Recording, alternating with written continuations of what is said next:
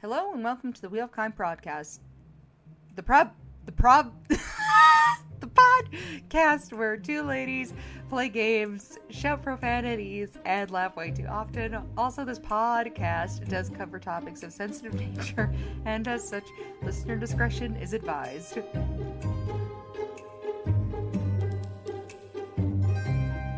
Oh boy, folks, buckle in. This is the kind of episode you're in for. My name's Jen. My name's Em. Welcome to the podcast, apparently. I love that for us. It's a good change, you know, upgrades, people, upgrades. Yeah. Alright, well, Jen, my lovely, lovely Jen, what have you been up to this week? And if you say anything about the weather, I'm gonna punch you right through my camera because we cannot keep doing this. We need to be stopped. We are menaces. We are literally the, I was gonna say short talk. What am I trying to say? Small talk champions of the podcasting world. It's true. This week I'm getting ready to go to another wedding. I fucking hate my life. What you freaking do? I used to like going to weddings. I've been to so many this year already. I'm starting to hate them. See, my thing is like one wedding a year, maybe. That's fun. One wedding, That's cute. 2 wedding, maybe. Like one summer wedding, one fall wedding, and then we all take a break. Cute. Anybody who wants to get married in the winter or in the spring, just elope. We live in Canada. You know for a fact there is no spring. It's just mud everywhere. You don't want that. Just elope. Exactly. And then back to the summer weddings. Or destination wedding in the winter. I'd be okay with that. Yes, 100%. Because then you have the option of either being like, oh, it's too far away, I cannot go because I am broke. Or you can be like, oh my gosh, beach in December? Absolutely. I will be there in T-minus 5-ish hours probably, based on wherever you're flying from. I know. I went to a wedding in Mexico City a few years ago in January, like beginning of January. And it was amazing. I was like, oh, it's fucking like 30 degrees here and I'm coming from minus 30 degrees, so I'm happy. Especially that time of year, but we just said we wouldn't talk about the weather, so we're not going to do that. That doesn't count. That's like adjacent weather talk versus full-on weather talk. There's a difference. My goodness. Let's see. What other small talk could we possibly make that we shouldn't talk about? How are the wife and children? They're good. Oh, mine just made it into university. Dewey did graduate from puppy school a while ago now, but still, milestone. That's the thing, milestones. Oh, set my spirit free. I can't keep living like this. I'm over it. What have I been up to this last week? I've actually been trying to get back into more of my hobbies. And by hobbies, I mean gaming or reading, like what I do every other day of every other week of every other month of being alive. Love that for you. Yeah, I'm reading it's like a short series where the books are very small, which is why I picked it up, because I feel like that's a good segue into getting back into the reading vibe, you know? 1,000,000%, yeah. I feel like you need that kind of like buffer type book. Exactly. I haven't read like anything this year. I think we read the last book in the Throne of Glass series, and that's it. I've read one book this entire year, which is honestly, so depressing. That's fine, though. I find sometimes, though, reading can be a little bit intimidating, especially because, like, sometimes it feels like too much of a commitment, which is why I started this series, because, like, it was really popularly rated on Book Talk, which made me scared, because it's happened a couple times now where I get suckered into that and it ends up being dog shit. So I was a little worried. But it's actually pretty good. It's very smutty, though, which is kind of nice, because for a short book to just, like, be entertaining is still really nice.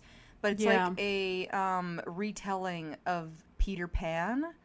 It's called The Never King. It's a little unhinged. Well, Pan has tattoos, and there's like a little bit of some sexy, kinky business going on in this book series. But overall, like I said, entertaining at the very least. I'll give it that. Well, that's nice. I don't know. I think my problem right now personally is I've started a couple of other books and just they haven't been hitting the way I want them to. So then I think I've just gotten discouraged. You know? Maybe you just need a smutty buffer like I've been using. Yeah. Like it's just something where it's quick. They get to the plot so fast, which is kind of nice. And then, like, they're usually not that long, like, maybe, like, 300 pages. Like, on the Kindle, it'll be, like, this is maybe 4 hours of reading. And I'm like, excellent. This is perfect for me. That's, I think, what I need. Well, I'll send you this series in case you want to go for a crazy ride. It's not well written, but it is interesting. I love it. Send away. And then, for games, I've been trying to play this one called My Time in Portia?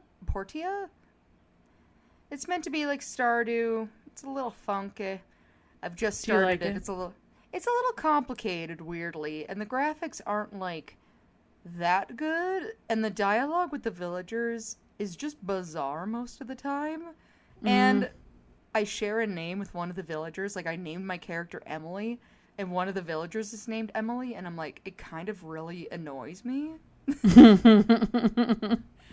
Like, you're like, I hate you, Emily.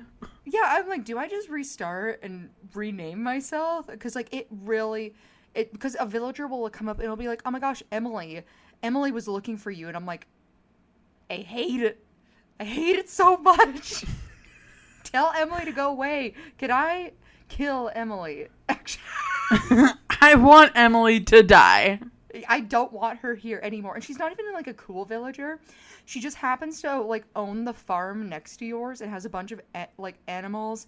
And she's this ginger with a really high like speaky voice, like, and I'm like, I'm gonna kill you, Emily. I'm so fucking mad right now. I just want to get you out of here. I hate it. Oh man.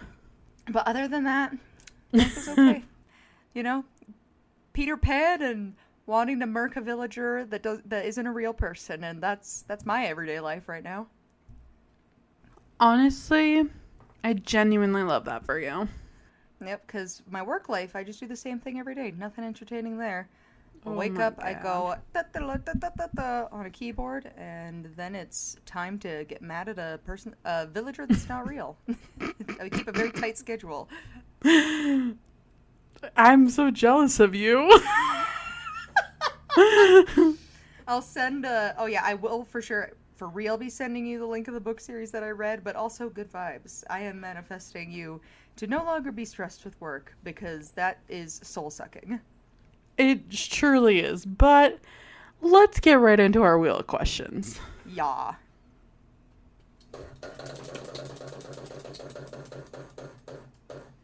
Number 1. Did you ever run away from home as a kid?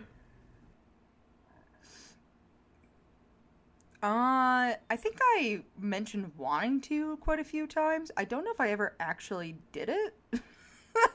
Right.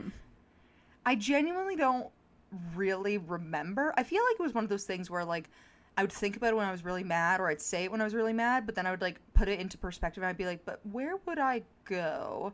I have no money. And also, no car.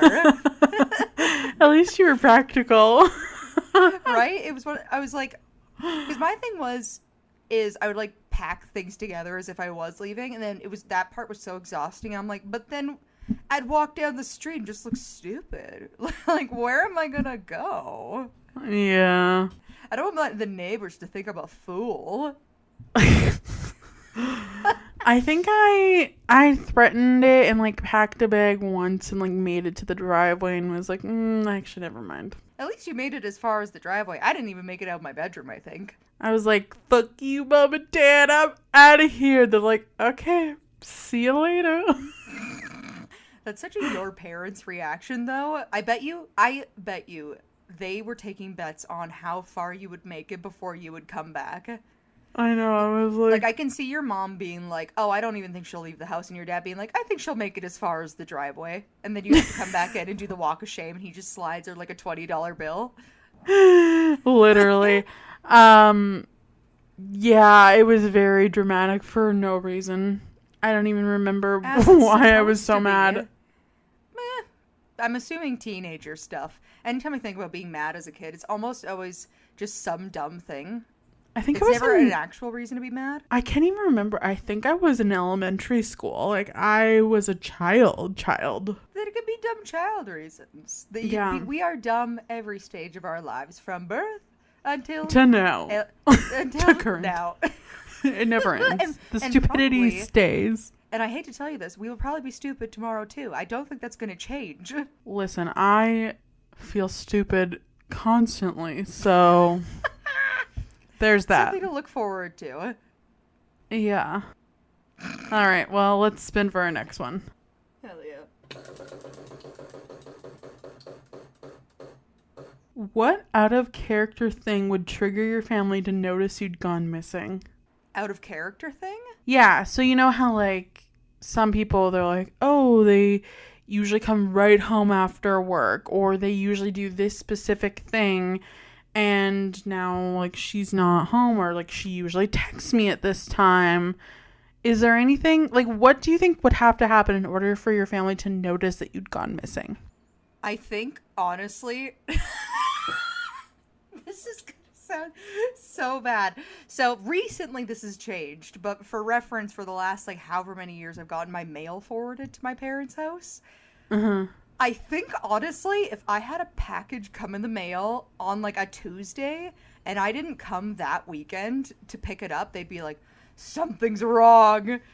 She didn't come collect her Amazon. But, She's like, missing. now...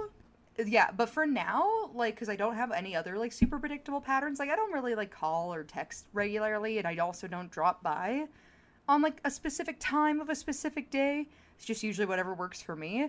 In that, in today's situation where my mail now comes to my house instead of theirs, I honestly think it would take, like, a month. My mom might be suspicious. She's really busy. Yeah, my mom might get suspicious because, like, we work together.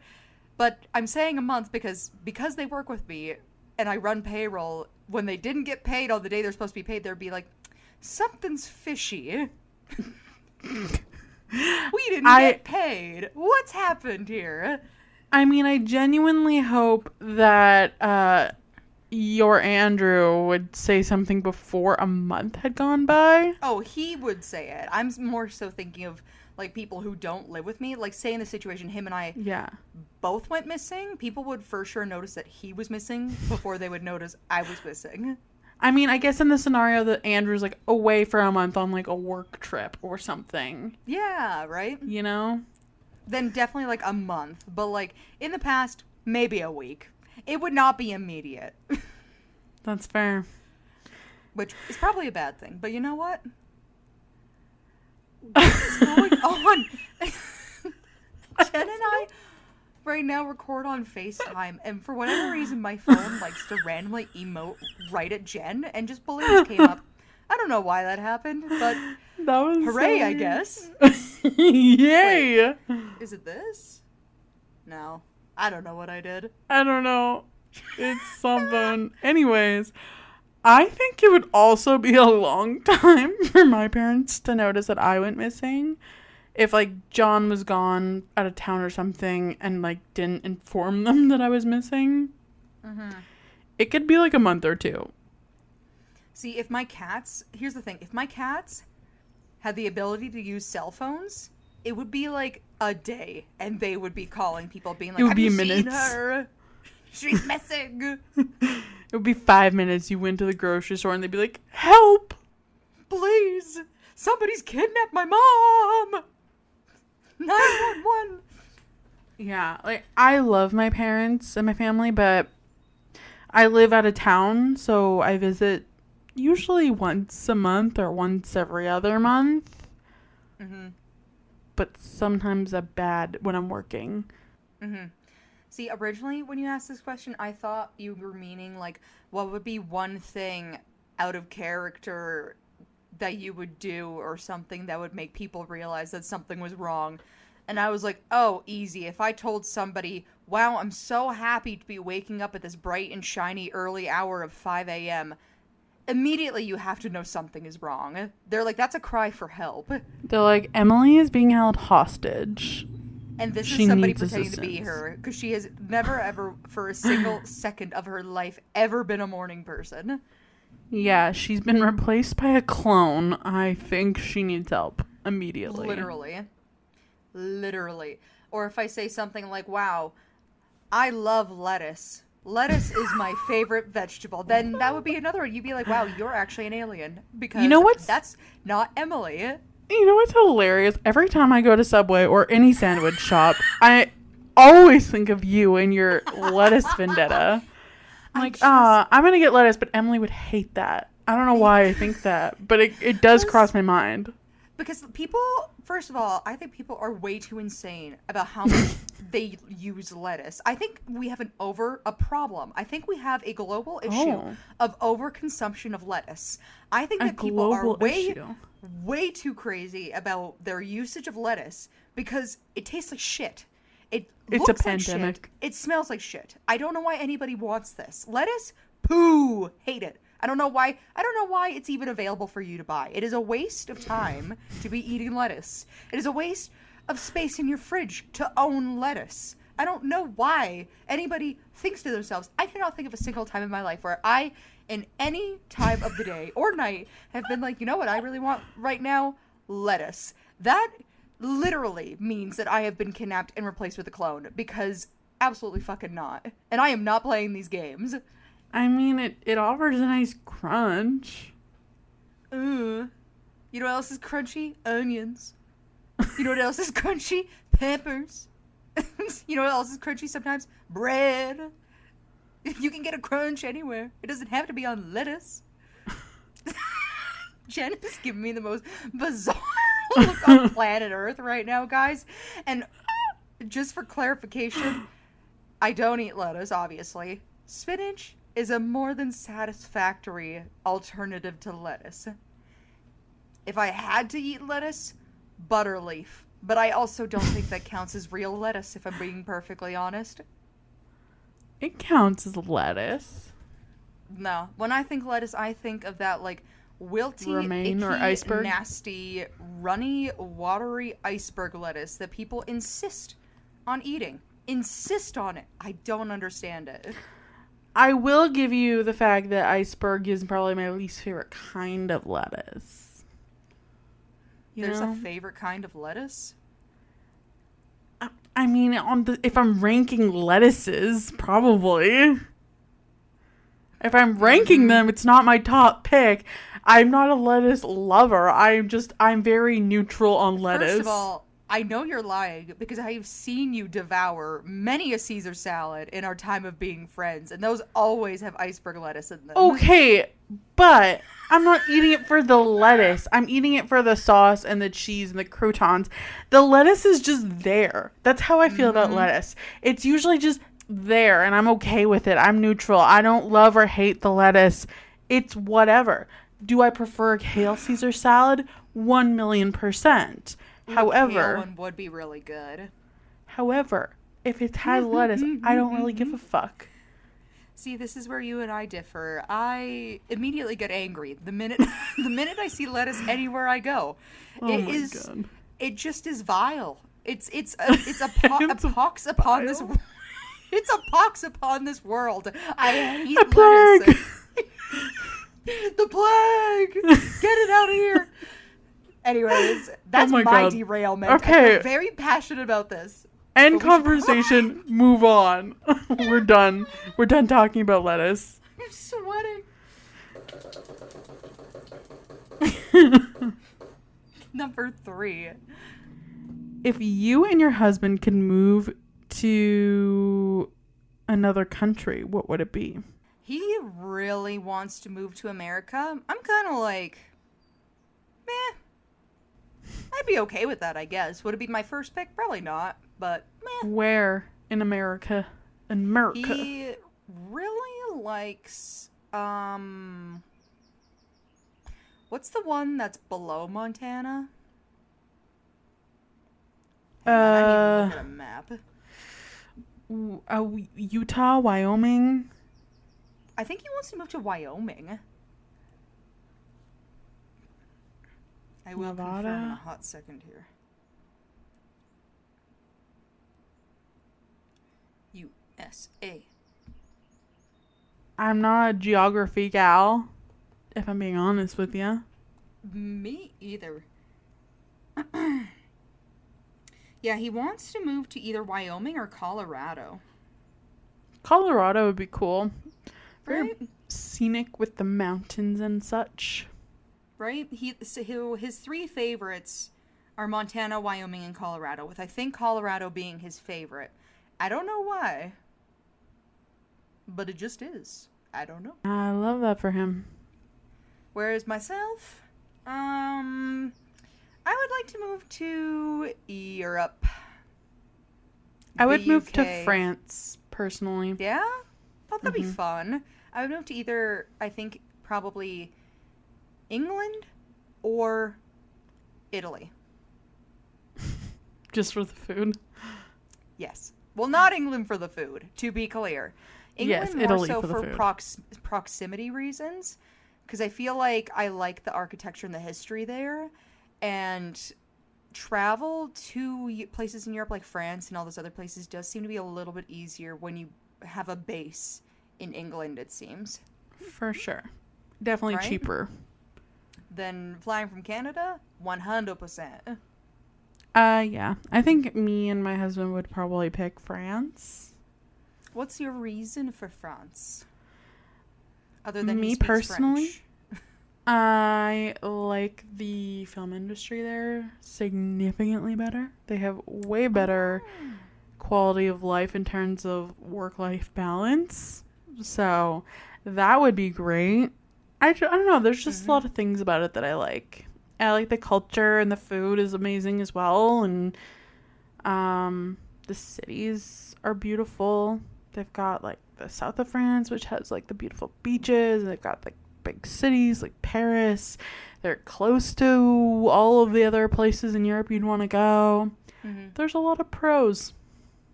I see that. I see that for you. Maybe that can be like your retirement plan, and then I can somehow convince Andrew to move to England, and then we can Amazing. go on little micro vacations, little holidays, as they say over there around Europe. Across the pond. Across the pond, yes. Very fancy like. Yeah. Italy for sure for the food, personally. 1,000,000%. And like Every weekend in Italy. Yeah, pretty much. All right, let's spin for our, I think, last question? Yes. All right, let's spin for our last question.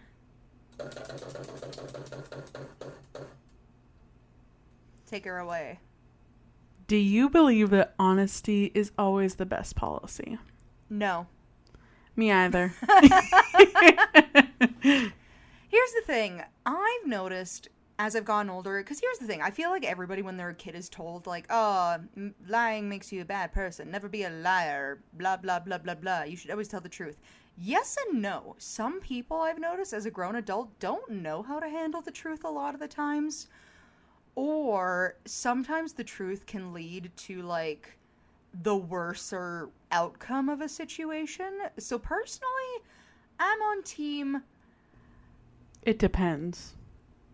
I don't even know what I would call myself. Like I'm on team, like, positive lying. Like, lying for a good cause. Or sure. Not lying for selfish reasons. Or to be mean, I guess. Like, you know, it's hard to describe without, like, having, like, a situation to describe. But, I don't know. I feel like lying has its place. Yes. It sometimes, if it's not going to make a difference and you're just going to hurt someone's feelings, why, you know? I don't like confrontation personally, so sometimes it's just easier to avoid those situations. But I also feel like sometimes in life you just need to tell a white lie to do what's best for you, and that's okay, you know? Telling the, you know, friend who you're not really that close with, sorry, I have something else going on tomorrow. I can't make it to drinks, but really you just want to lay in bed.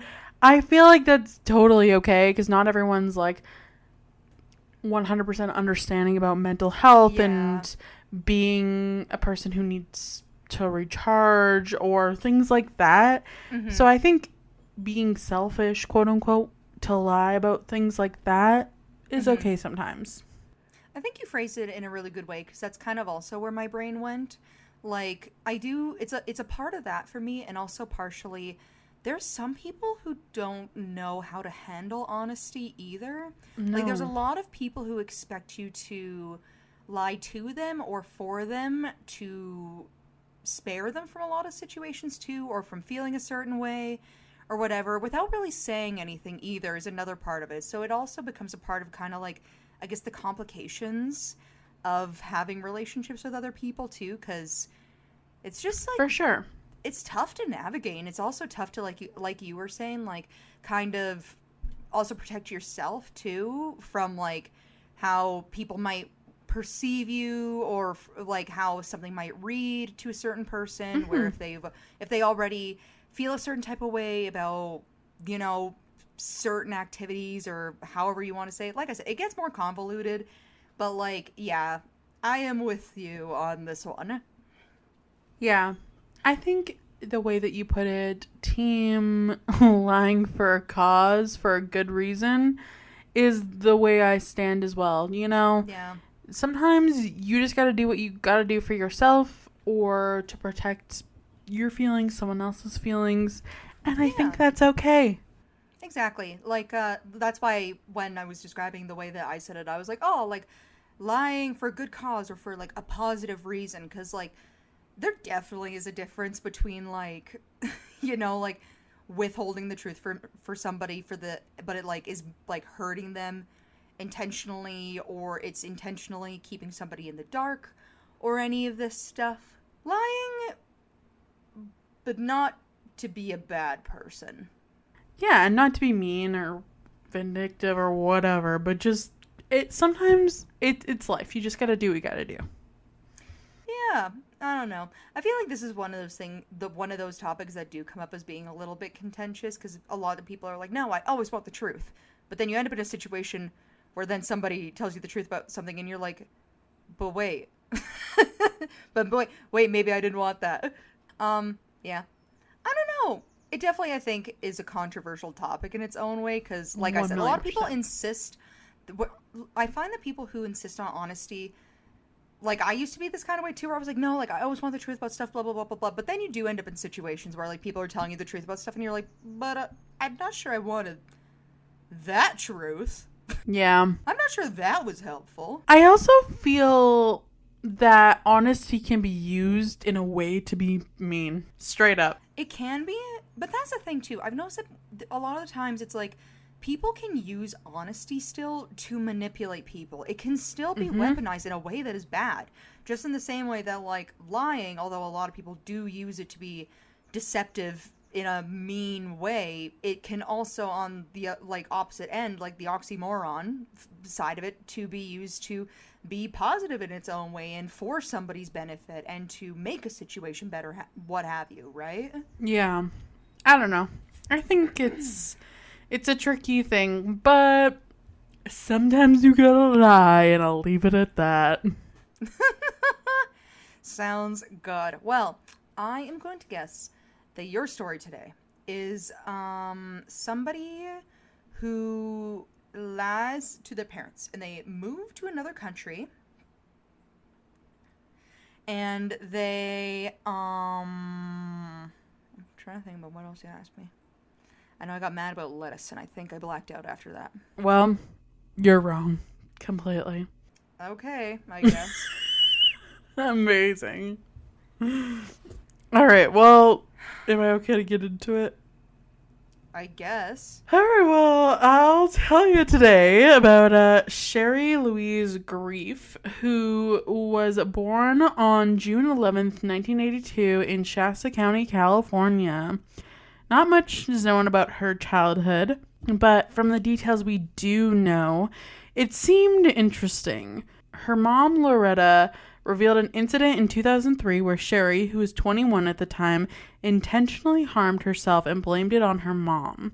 During that same year, Sherri was also accused of stealing money from her father to start her own credit card account, and she also had an ex-boyfriend reveal that Sherri was a compulsive liar. Ooh. In middle school, Sherri had her first kiss with a boy who would later become her husband, named Keith Papini. He was in 7th grade. I was in 8th. I never imagined my middle school first kiss would turn out to be my husband, Sherri wrote on her blog. She moved away and lost touch with Keith for several years, according to her blog. During that time, she got married in 2006 to David Dreyfus, a platoon sergeant with the armed forces. However, the marriage to David wasn't for love necessarily. Allegedly, she married him to use his military status to obtain health insurance, which, to be fair, seems pretty common in the States. Yeah. So David said that Sherri made regular egg donations, which caused health problems, and they managed to marry before he was deployed overseas. Although Sherri's mother claimed the couple traveled the world together, David said they only met once in Japan and they never ended up actually living together, even though they were married. While still married to David, Sherri moved back to the Reading area and reconnected with her middle school crush and first kiss, Keith. Sherri and Keith ended up arranging a date. She said, quote, "By our third date, we were head over heels in love and have spent every day together since. I have never been so happy. We always laugh and we always smile. We enjoy each other's company and we make a great team. We're best friends and a perfect couple." So she wrote this all on her blog. She's a blogger, if you will. Yes. Was she a Tumblr girly, or is this one of her, like, she runs her own website type deals? It's more like she runs her own website type deals back in the 2000s. That's definitely, I think, a certain personality type, too. 1,000,000%. Mm-hmm. And I think I think it can give you a pretty good picture of exactly the type of person she is. Yeah, it really reminds me too of, like, I even come across this today, but, like, looking for a recipe online, and then you open it up to somebody's blog and they're like, "Me and the kids today are doing this," and then I thought to myself, I would like to make some Amish bread, and I'm like, okay. Where's the recipe? And then they're like, "And then we went down to the creek and my kids plucked minnows out of the stream," and I'm like, "Where's the bread?" I came here for the bread, Cheryl. What are we doing? But no, I have an idea what you're talking about. Yes. So Sherri lived with Keith in her townhouse in 2006 in order to assess their compatibility before marriage. When her husband David returned from his deployment, Sherri informed him that she had met someone else and they divorced in 2008. Sherri had once told David that she was abused by her family growing up, but after their separation, David learned from mutual friends that Sherri had built up a reputation as a liar. So, TBD if that's real. Oh yeah, as a caveat to earlier's conversation too, I do think compulsive lying is a totally different thing. Like, if you are sitting there lying about everything and you know about it, that's a boo-boo. You should know that's for a bad reason. Okay, but, like, compulsive lying isn't just telling a white lie here and there to protect someone's feelings or, to get out of going for coffee. It's a whole different can of worms. It's literally compulsively lying. It's being unable to tell the truth. Yeah, that's different. That is very different, I think. So, in October 2009, Sherri and Keith officially tied the knot.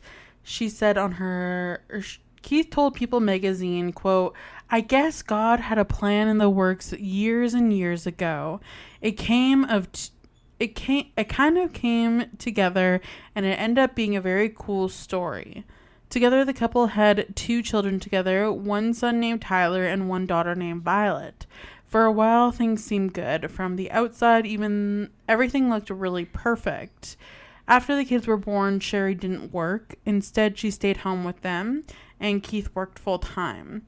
I took the children to and from school, prepared their meals and snacks, volunteered in the classroom, made costumes for various school projects, and organized the myriad of activities involved in raising young children, she said. And for a long time, Sherri was touted as a supermom by Keith and others in her community.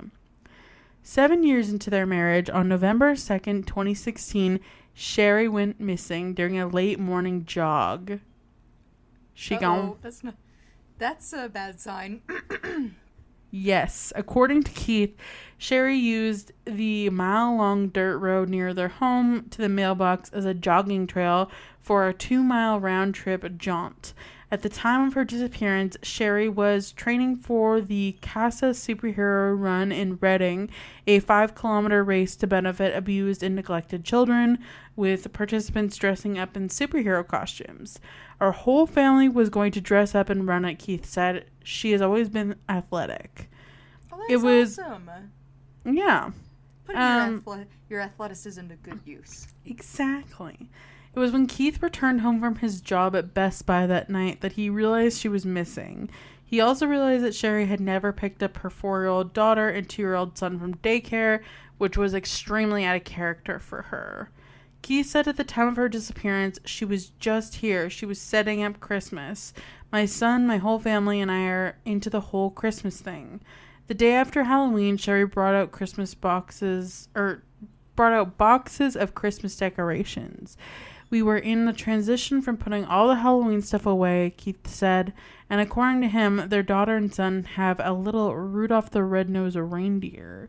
Their son puts his toys in a sack and makes believe he is Santa, and he gives us presents, Keith said. I feel like this paints you the perfect picture of what this family looks like. So sweet, so adorable. That's just it. So sweet and so adorable. So middle class suburbs. Very that too.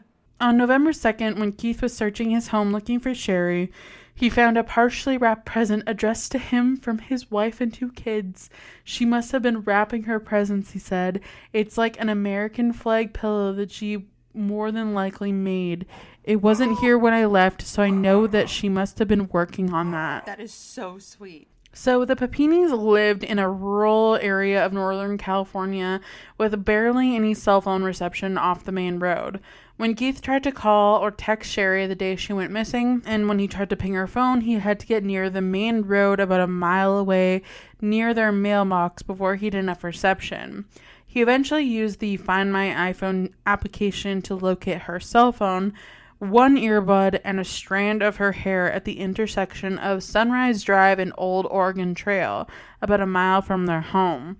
This was obviously very concerning, and the search for her began. Yes, that's a very ominous discovery.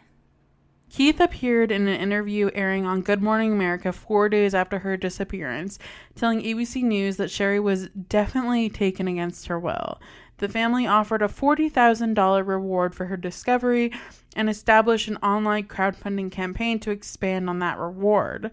As various accusations began to emerge, including Keith was involved in his wife's disappearance, family members said the rumors were baseless. In the weeks following her disappearance, police searched the surrounding area and combed through more than 600 tips. Prior to her disappearance, Sherri had been texting with a male acquaintance in the Detroit area about meeting while he was due to be in California on a business days before she went missing. We went to Michigan and ruled him out as having any part of her disappearance, police said. At the time, police were able to confirm that Sherri didn't end up meeting up with this quote-unquote male acquaintance. I feel like we all know what a male acquaintance means. This is definitely painting a little bit of maybe a scandal. A scandalous picture? A scandal occurring, potentially, with this male acquaintance. Yes, but police wouldn't address the speculation that the two may have had a romantic relationship. We aren't ready to release that, police said, adding of the mystery man, it was a prior contact that she had many years before, somebody she met and kept in contact with. As far as Keith's involvement, as far as Keith's involvement goes, police say that he submitted to a polygraph test that found no deception and has volunteered for additional lie detector tests. Detectives utilize all resources to determine if Sherri's disappearance was voluntary or involuntary. The sheriff's office said the investigation is still continuing. Police had a little to go on in terms of motive for her disappearance. There was never a demand for ransom, and police said initial speculation about sex trafficking abduction had been dismissed. Sherri's family ended up working with a private investigator pro bono named Bill Garcia. Bill said one discrepancy that has since emerged nags on him. On his 911 call, Keith said that he found Sherri's phone on the ground along her jogging route, with torn pieces of her hair tangled in the headphones as if she had been grabbed. If she was forcibly taken, Bill asked, why were her earbuds rolled up in a little coil and placed on top of her phone? An anonymous donor offered the kidnappers a ransom payment of an undisclosed amount if they returned Sherri by 5 a.m. on November 23, 2016. Cameron Gamble, a self-described defense contractor, said that he would facilitate the transaction, initiated an out-of-town man who approached a mutual friend with the offer. Cameron called the amount of money substantial but declined to say how much. The cash is ready to go, he said. This all sounds so dramatic. It definitely is giving me... I'm a little suspicious of how this story is going. It's giving me a little bit of like television special, late night show, cop drama sort of thing. Yeah. Okay. Just checking.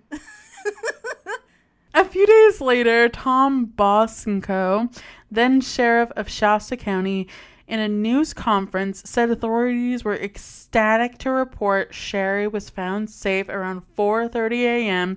in Yolo County on Thanksgiving morning, 22 days after her disappearance and 146 miles away, and reunited with her family. Then 34-year-old Sherri was found dressed in sweats and bound at the waist by a chain to which her left wrist was tethered with a zip tie.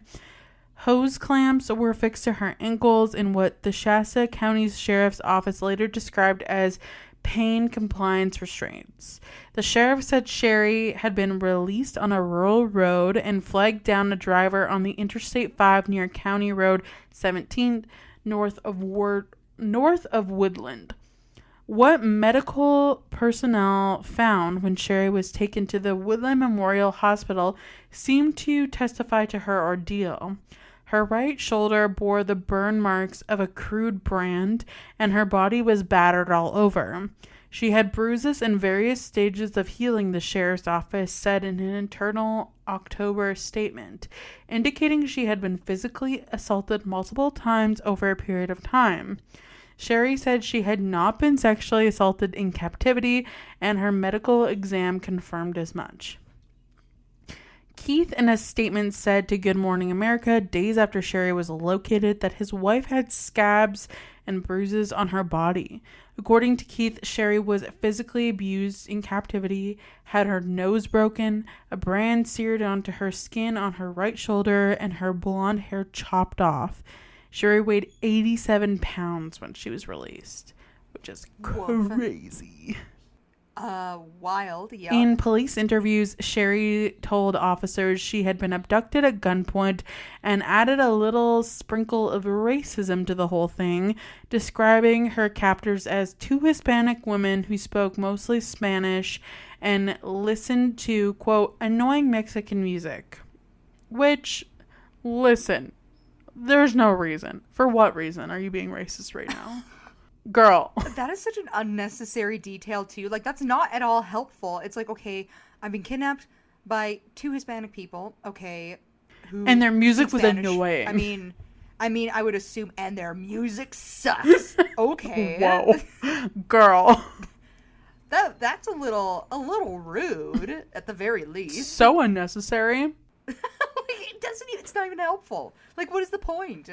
She said the two women took steps to keep their faces hidden from her. either by wearing masks or by keeping their head covered. She did say that one of them had thin eyebrows and pierced ears, the other was older and had thick eyebrows. Records show that initially Sherri refused to speak to Shasta County's sheriff's detectives while at the hospital on the day that she was found. Detectives instead gave an audio recorder to her husband, who conducted the initial interview while deputies remained in the room.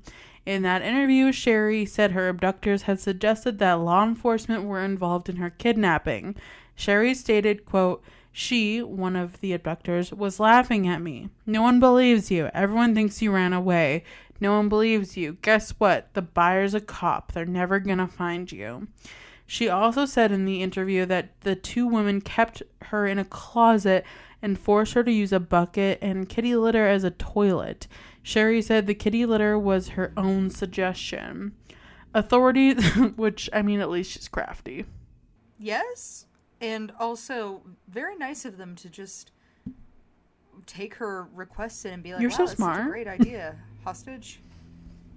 You're so wise. It's like you've been kidnapped before." This is, I don't understand what's going on. This is very bizarre. Well, it'll all make sense in the end.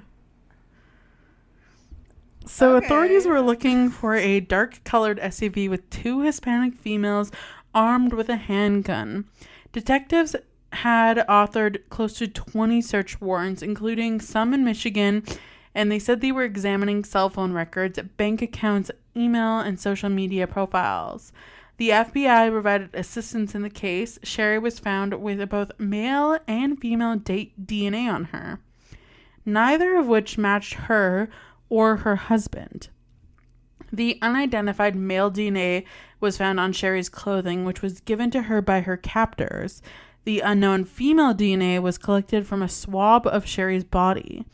The FBI ran the samples through the combined DNA index system and found no matches. Detectives struggled to identify what they called obscure letters branded on the back of Sherri's right shoulder, and they have no explanation for why Sherri told an FBI forensic interviewer that at one point she fought back against her younger captor, slamming the woman's head into a toilet in an altercation that left Sherri with a cut on her foot. And yet the hospital photos from the day of Sherri's recovery show no evidence of a cut, although it could have healed. But it's weird. I mean, yes. Yeah, that's just a big question mark for me. Like, oh, okay. So Sergeant right. Brian Jackson of the Shasta County Sheriff's Office said that for a year they remained in weekly contact with the Papinis and off and on type interviews with Sherri.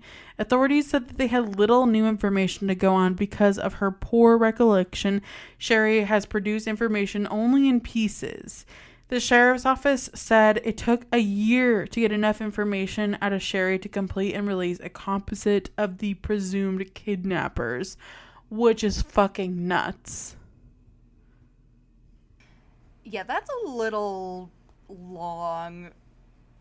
I don't know, man. It's just like another little weird thing on the pile of weird things you've given me so far. So her spotty memory combined with inconsistencies in her account deepened suspicions and raised questions on true crime internet sites where armchair detectives debate the specifics of this case.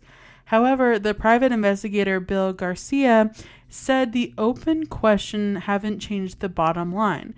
I think it was real just based on what I saw. There didn't seem to be any tension between Sherri and her husband.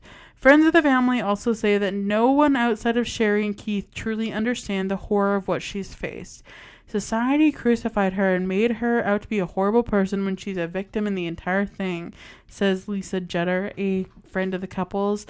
I would just like people to leave her alone and let them heal. In the meantime, Keith, Sherri, and their family were keeping quiet and out of the public eye. In a statement, Keith thanked all of the many people who have publicly and privately supported us over the last year, whose well wishes have helped beyond measure, and said he hopes the new information released by police will lead to the swift capture of Sherri's kidnappers. Beyond that, he begged for privacy for them and their children as, quote, Sherri continues to heal and we work towards putting our lives back together. The case garnered major media attention, with national law enforcement experts reporting doubts or otherwise baffled as to the unlikely details and inconsistencies of the reported abduction. In August 2020, Sherri stood by her story when questioned by a federal agent and a detective from the Shasta County Sheriff's Office, despite being advised that it was a crime to lie to a federal agent. In a shocking twist of events, in March 2022, it was reported that the DNA found on her clothing matched that of her ex-boyfriend, James Rise, who confirmed that Sherri stayed with him at his residence in Orange County, California, during the time that she was allegedly kidnapped. James and Sherri had known each other since they were teenagers. So the DNA on her clothes matches her ex-boyfriend? From when, yeah, the clothes that she was like picked up in when she was found, they matched that of her ex. Yeah, so she was kidnapped maybe by her ex-boyfriend? Just you wait. Okay. Sorry, I just was like, I need to ask something. Okay. I think, okay, just... So according to James, okay. Sherri went to him claiming that she had to get away from her husband, Keith, who Sherri alleged was abusing her. James also revealed that he helped Sherri inflict many of her injuries, including the branding. However, a lot of the injuries were also self-inflicted, including roughly cutting her own hair, slamming her head on a bathtub and the bathroom floor, and refusing to eat enough food. In the criminal complaint, the FBI said that Sherri had been in contact with her ex-boyfriend as early as December 2015, nearly a year before her disappearance. The two used prepaid phones to communicate, according to the complaint, which says she eventually asked her ex-boyfriend, whose name wasn't provided at the time, to drive to Redding from Southern California and pick her up the day she went missing. On March 3rd, 2022, Sherri was officially arrested on charges of making false statements to federal law enforcement officers and for mail fraud. The mail fraud charges were related to $30,000 that she received from the California Victim Compensation Board between 2017 and 2021, which, if she wasn't a victim, she wasn't entitled to. Her family continued to stand by her after she was arrested in March 2022, criticizing the FBI for arresting her in front of her children. On March 9th, 2022, Sherri was released from jail before her trial on a $120,000 bond and after surrendering her passport. She and her lawyer had no comment on the allegations against her. She had faced up to 25 years in prison between the charges of mail fraud and lying to a federal officer. However, 6 weeks after her arrest, Sherri signed a plea deal admitting that she had orchestrated the hoax. The admission came after her ex-boyfriend James gave testimony. Sherri also admitted that she was having several affairs during her marriage. On March 3rd, the day that she was arrested, Keith and Sherri officially separated. In April 2022, a few days after Sherri pled guilty to fraud charges, Keith filed for divorce and for sole custody of their children. Prosecutors were asking for Sherri to serve 8 months in prison, followed by 3 years of supervised release. Sherri's attorneys have asked that she serve 1 month in custody and 7 months of home detention. Her lawyer asked for minimal jail time because the embarrassment feels like a life sentence. What an icon. That has to be the funniest thing a lawyer has ever said. I don't... The embarrassment alone is a life sentence. That's hysterical. Do I feel bad? Yes. But also, like you said, icon. That's icon behavior. Oh, that's so iconic. In September 2022, Sherri was sentenced to 18 months in prison and fined $309,686.33 in restitution. The restitution included the $30,694.15 to California Victim Compensation Board, $127,783.50 to the Social Security Administration for her benefits paid, $148,000 some dollars and some cents to the Shasta County Sheriff's Office for the cost of investigating the case, and like $2,500 to the FBI and the government's sentencing memo. The government's sentencing memo said. So during her sentencing, she apologized and expressed regret for her actions. Wow. But didn't explain why she left her family and remained hidden while the world wondered what happened to her. In her statement, she said, "I am deeply ashamed of myself for my behavior and so sorry for the pain I've caused my family, my friends, and all the good people who needlessly suffered because of my story and those who worked so hard to try and help me. I will work the rest of my life to make amends for what I've done." Her criminal lawyer, William Partnova of Sacramento, attempted to explain that Sherri's personality flaws led to her flee the security of a family in pursuit of a nonsensical fantasy, ultimately resulting in this awful case. Sherri was officially released from federal custody on October 29th, 2023. She continues to visit her children, but only under structured and controlled circumstances. In one of the supervised visits with her daughter, Sherri provided a clue about her future.